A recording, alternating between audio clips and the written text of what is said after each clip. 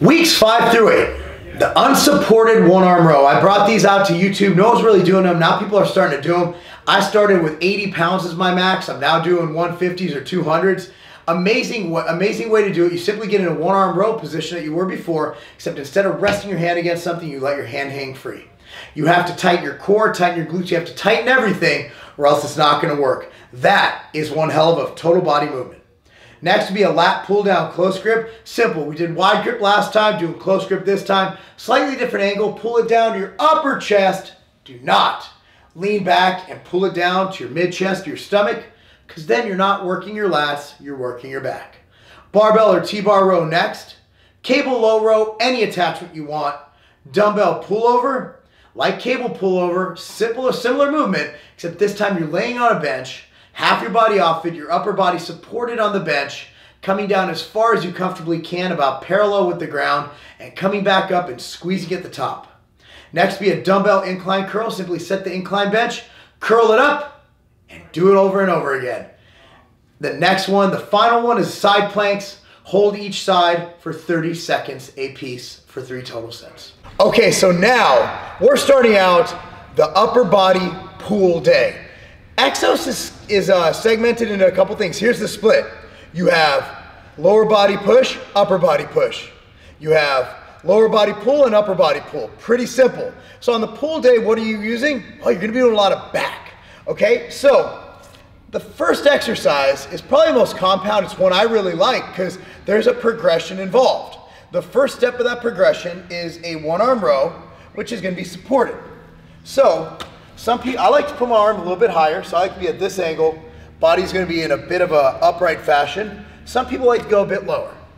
Personally, I feel it more here, and here's why. You're not just pulling it up using your bicep, you're rowing it up like this. So if you do that, you're good to go. Again, you want to focus on linear in your body. So I'm going to take this dumbbell here, use my Versa grips, wrap it up, because again, my grip's going to give before my back.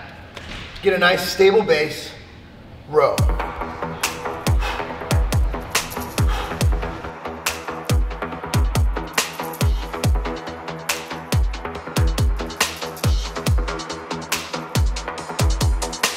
This week's progression of the lat pull down will be a close grip.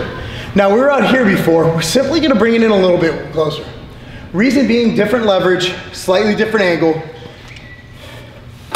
Come in here. You're gonna feel it really contracting down on your lats, your middle back. Again, vertical, no swinging. If you get heavy, you might have a little bit of swinging, but really, not gonna have much swinging involved. You're just gonna really contract and bring those lats into play.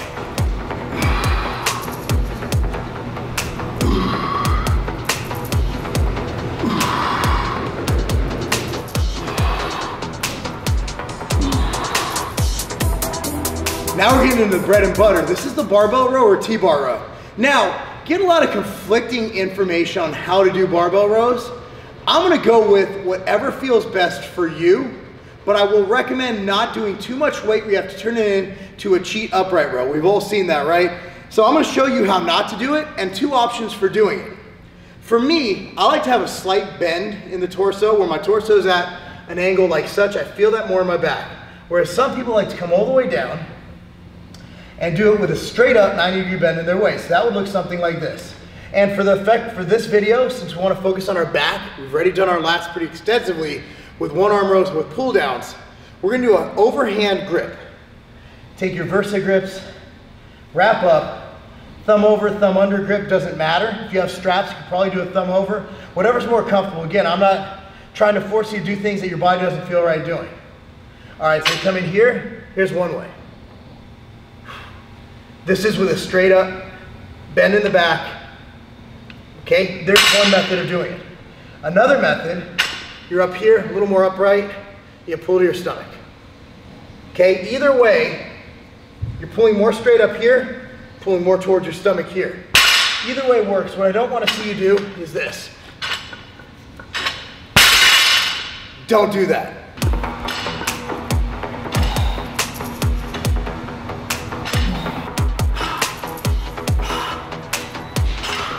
So this is a T-bar row machine. Most gyms have them. A lot of them have variations of them. You can do this, you can do a T-bar row in the corner, whatever your gym has, okay? Whatever you prefer too. I mean, you can switch off week 1 to 4, week 1 to 2.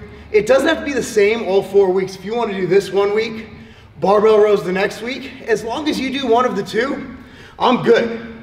Okay, you can either grab it here on the straight grip, like the barbell row, or a neutral grip. I'm gonna grab this grip right here. I just like it better personally. How you fit in the machine, for me, I find it feels better when I stand up straight. Come in, squeeze, and down.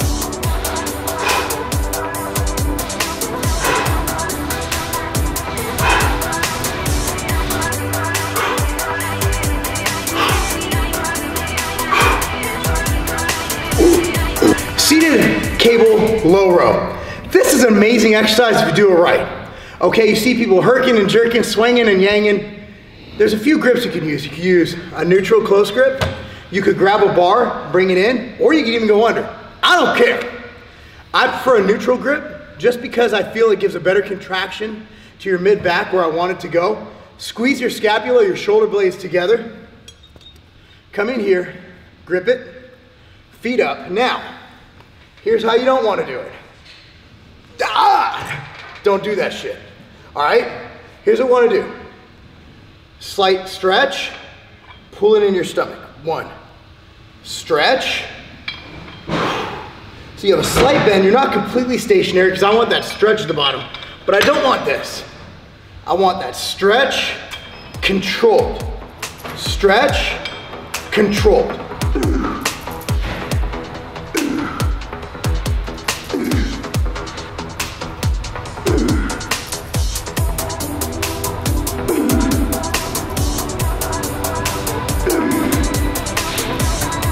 The next progression in pullovers will be a dumbbell pullover. Now, you'll see bodybuilders use this on chest day or on back day.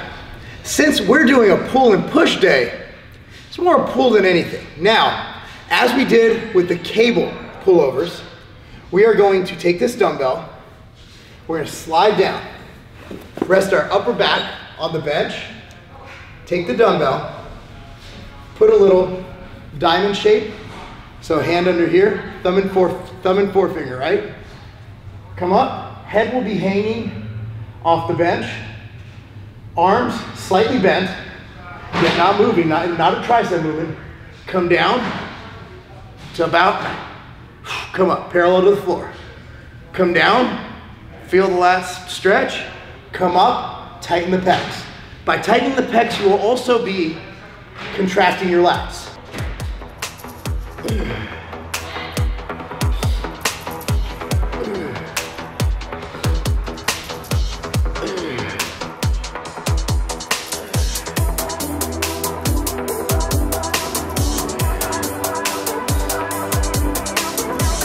So incline dumbbell curl, the reason I like these is because you're giving your body a chance to kind of relax and just focus on your biceps. If you watch a runner run, his face is all, they know how to relax everything. I'm not saying relax.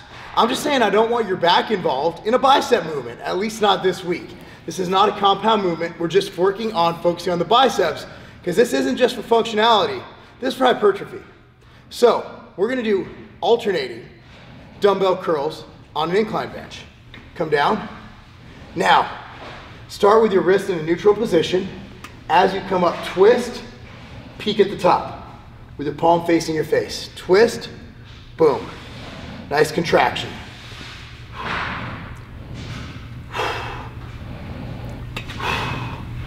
Just try to keep your front delt out of it.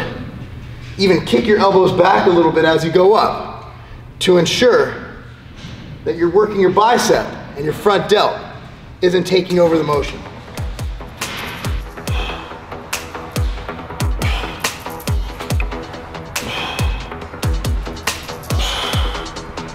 Side plank, want to completely tense up everything in your body. Up here, boom. Pull your stomach in, squeeze your obliques, and just hold it as tight as you can. Flex your glutes, flex everything.